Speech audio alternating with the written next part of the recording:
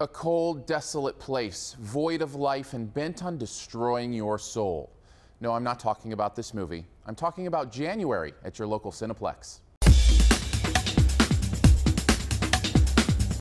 The Woman in Black 2: Angel of Death is the latest unnecessary horror sequel to hit screens, following the mildly successful original from just a couple years back. This time, it's a class of war-torn orphans and their teachers who find themselves staying in the home of this vengeful ghost with a thing for going after children.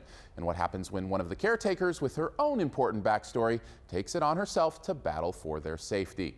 All of this happens, of course, with occasional loud surprise noises and creepy reflections to spare.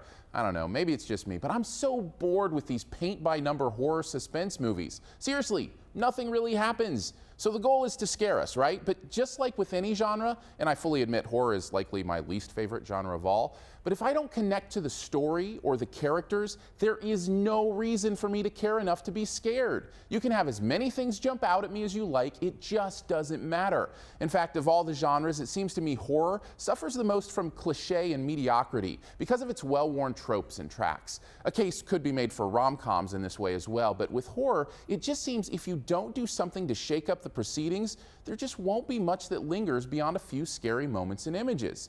That is, if you can actually see them. Because that's the other thing about these movies. They're so dark. And I mean, literally, I found myself half the movie trying to figure out who was on screen and where they were located. Of course, it might help if they actually talked every once in a while as well. Just like the first Woman in Black, this movie had these long stretches of silence and near darkness that were easily the worst thing about the entire experience.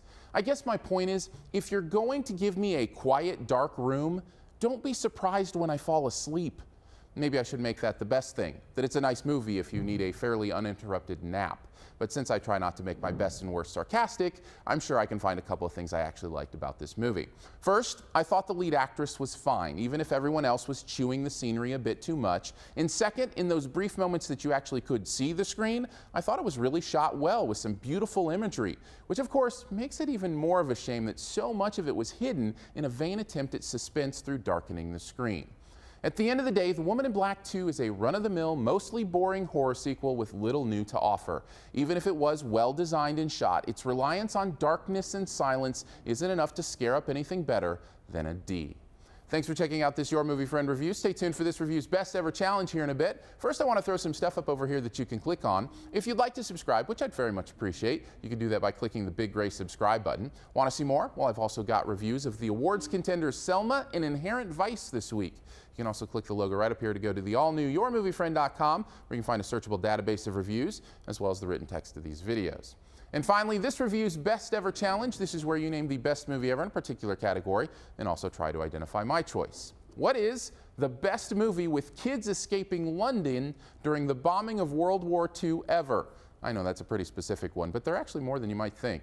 I'm going with the one that culminates with an army of magical suits of armor saving the day. Drop your own answer and a guess at mine in the comments. The first person to guess mine does get a point. Thanks, and please subscribe.